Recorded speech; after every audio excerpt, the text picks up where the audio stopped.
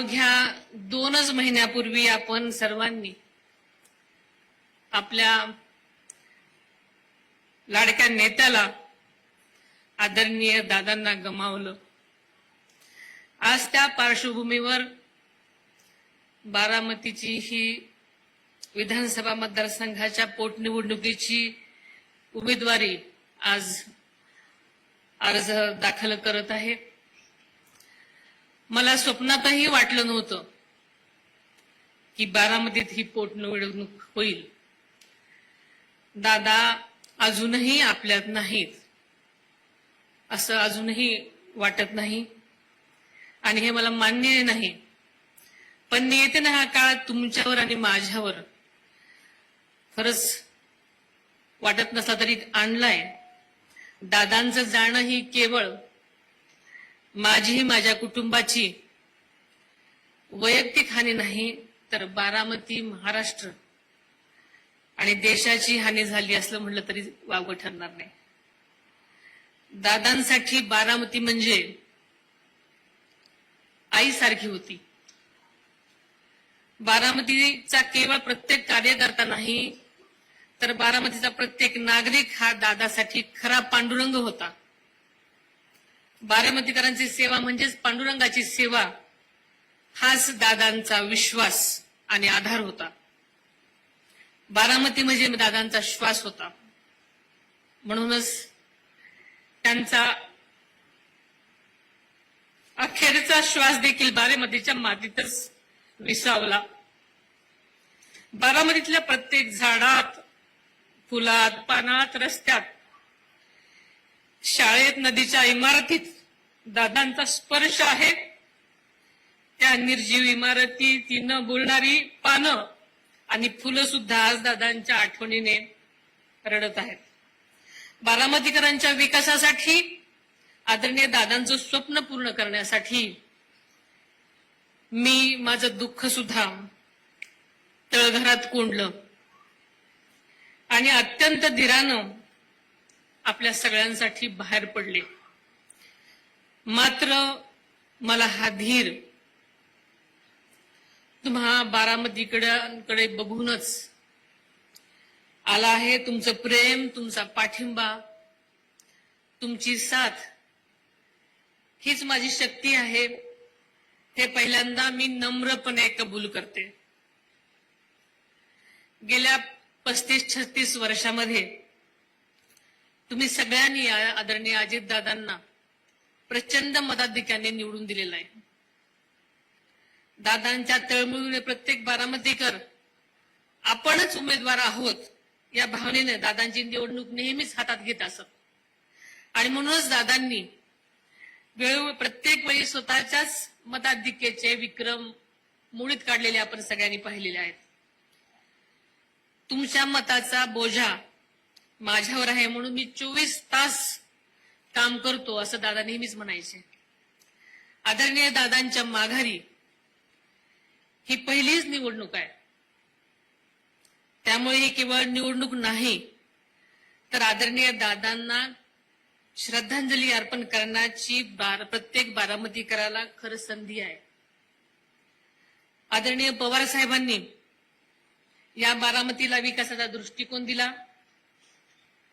दादांनी त्यावर आपल्या कष्टानं रंग भरले, कोंदण भरलं, हे बारामतीला फुलवलं, जगवलं आणि जागतिक दर्जाकडे नेलं।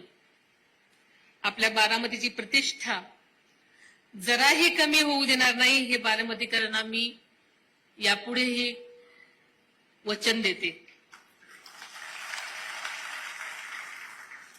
बारामती तालुका हा जगातील सर्वात विकसित, सर्वात प्रगत तालुका बनवणं हे दादांचं स्वप्न नव्हतं, ही दादांची जिद्द होती, एक ध्यास होता। दादांना बारामती एक जागतिक दर्जाचं शहर बनवायचं होतं। हे स्वप्न पूर्ण होण्याच्या उंबरठ्यावर असतानाच नियतीने त्यांना आपल्यातून नेलं। आदरणीय दादा म्हणजे केवळ एक व्यक्ती नव्हते, तो एक विचार होते, एक व्यवस्था होते, लोककल्याणकारी, लोककल्याणाची खरीखुरी तळमळ होते। जोपर्यंत जीवात जीव आहे तोपर्यंत बारामतीकरांची सेवा करतच राहीन हे शब्द त्यांनी खरे केले आणि अगदी शेवटच्या श्वासापर्यंत. दादांची जागा कुणीच घेऊ शकत नाही हे तरी बार सत्य आपल्या सगळ्यांना माहिती आहे. पण त्यांच्या विकासाच्या विचारांना पुढे नेण्याचा निर्धार मात्र मी केला आहे. दादा शब्दाला जागणारे होते. दादांचा एकही शब्द खाली पडू देणार नाही. दादांना साक्षी ठेवूनच मी तुम्हाला हेही वचन देते. माझ्यासाठी केवळ पार्थ आणि जय हेच माझं कुटुंब नाही हे मी पहिल्यांदाही म्हटले होते. तर संपूर्ण बारामती हा माझा परिवार आहे. प्रत्येक बारामतीकर माझ्या कुटुंबाचा सदस्य आहे. या कुटुंबाच्या विकासासाठी मी आयुष्यभर झटत राहीन हा शब्द माझाही आहे. दादाच्या अचानक जाण्यानं अनेक कार्यकर्त्यांचं मनोबल खचलं. पण काळजी करू नका, एकही कार्यकर्त्याला वाऱ्यावर सोडणार नाही. दादांचा जनता दरबार यापुढे हे तसाच सुरू राहील. लोकांची कामं होणं हीच दादांची खरी श्रद्धांजली आहे. दादांच्या जाण्यानंतर बारामतीमध्ये अत्यंत अस्वस्थतेचं वातावरण होतं. अनेक जणांनी अशा भावना अजूनही अशाच भावना आहेत. व्यापारी, शेतकरी, उद्योजक, तरुण, महिला सगळेच हवालदिल झालेले होते आणि ते स्वाभाविक सुद्धा आहे. मात्र मी आज ठामपणे सांगते, बारामतीचा विकास पूर्वीसारखाच वेगानेही सुरू राहील. बाजारपेठेतील उलाढाल पुन्हा गतिमान होण्यासाठी, नवीन प्रकल्प आणि गुंतवणूक बारामतीत येण्यासाठी मी योग्य त्या पातळीवर लक्ष देईन. कृषी, दुग्ध व्यवसाय, उद्योग, रिअल इस्टेट सर्व क्षेत्रांना नक्कीच यापुढे चालना मिळेल. आपल्याला सगळ्यांना माहित आहे की दादांचा प्रशासनावर आदरयुक्त दरारा होता. त्यामुळे शासकीय कामं नेहमीच वेळेवर व्हायची. ती शिस्त यापुढेही कायम राहील. प्रशासनावर मजबूत नियंत्रण राहील आणि सामान्य लोकांची सुद्धा कामं वेळेत राहील याची खात्री आपण बाळगा. तसेच महिला आणि मुलींच्या सुरक्षिततेबाबत दादांच्या नंतर सगळ्यामध्येच संभ्रम निर्माण आहे की आता आमचं कसं होणार. पण प्रशासनातील सर्व विभागांशी सुयोग्य समन्वय सुद्धा साधला जाईल. त्यामुळे आपण सगळ्यांनी यापुढे कसल्याही काळजीचं कारण नाही. निरा डावा कालवा बारामतीच्या शेतीसाठी हा जीव आहे, आपल्या सगळ्यांना माहिती आहे. शेतकऱ्यांना पाणी नियमित यापुढेही मिळत राहील यावर पूर्वीसारखेच लक्ष राहील. बारामतीसह राज्यातील शेतकऱ्यांना अवकाळी पाऊस आणि गारपिटीचा मोठा फटका बसलेला आहे, आपण सगळ्यांना माहिती आहे.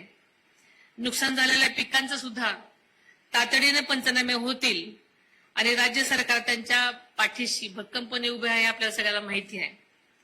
बारामतीमध्ये नवीन उद्योग, रोजगार निर्मिती, पर्यटन विकास, कृषी प्रक्रिया, उद्योग, शिक्षण व आरोग्य सुविधा या सर्वच क्षेत्रांमध्ये विकास सुरू राहील. आता विकास थांबणार नाही आणि ही जी सगळ्यांच्या मनामध्ये धाकधूक होती त्यासाठी सगळ्यांनी खात्री बाळगा. जनाई शिरसाई, पुरंदर उपसा योजना, खडकवासला फुरसुंगी बोगदा प्रकल्प आणि महत्वाकांक्षी नीरा करानदी जोड प्रकल्प यंदाच्या अर्थसंकल्पामध्ये यांची घोषणा झालेलीच आहे, आपल्या सगळ्यांना माहिती आहे. सुपे परिसरातून जिरायत भागाचा शिक्का पुसण्यासाठी दादाने जे काम सुरू केलेलं होतं ते पूर्ण करण्यासाठी निवडणुकीनंतर तातडीने या कामाला सुद्धा गती देण्यामध्ये येईल. देशाचे पंतप्रधान आदरणीय नरेंद्रजी मोदी साहेब, गृहमंत्री माननीय श्री अमितजी शाह साहेब, मुख्यमंत्री माननीय देवेंद्रजी फडणवीस साहेब, उपमुख्यमंत्री माननीय एकनाथजी शिंदे साहेब आणि मंत्रिमंडळातील सर्वच सहकाऱ्यांचा मला भक्कम पाठिंबा आहे. आपण तुम्ही सगळ्यांनी आता प्रत्यक्ष पाहिलेलंच आहे. त्यामुळे कोणत्याही विकास कामाची गती व गुणवत्ता यापुढे कमी होऊ देणार नाही हे आपल्याला आश्वासन देते. शिवशाहू फुले आंबेडकरांची विचारधारा ही महाराष्ट्राची ओळख आहे. आदरणीय पवार साहेब आणि दादा यांच्या प्रगतिशील विचारांचा वारसा सांभाळत मी उर्वरित आयुष्य सतत काम करत राहीन. माझ्या लग्नापूर्वीपासूनच मला सामाजिक कार्याचा वारसा जरी लाभला असला तरी 4 वेळा मुख्यमंत्री राहिलेल्या आदरणीय पवार साहेबांची सून म्हणून आणि 6 वेळा उपमुख्यमंत्री राहिलेल्या अजितदादांची पत्नी म्हणून मी गेल्या 40 वर्षात पवार परिवाराची काळजी घेतलेली आहे. आता बारामतीसह राज्याच्या जनतेची सुद्धा काळजी घेण्याची शक्ती मला मिळावी अशी ईश्वराकडे प्रार्थना करते.